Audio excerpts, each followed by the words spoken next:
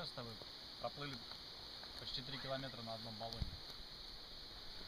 Только грести надо было всегда правым веслом. Да вообще мы удивились, думаю, как они такой говорят, баллон лопнул, ну мы еще километра 2 проплывем. Ну там не баллон, как бы его спустилось почти полностью. Да. На одном баллоне, конечно, забавно грести. Тебя сносит, короче. Все в одну и ту же сторону. Ну логично. То есть, ну, можно, знаешь, я вообще снимаю естественную жизнь без позирования.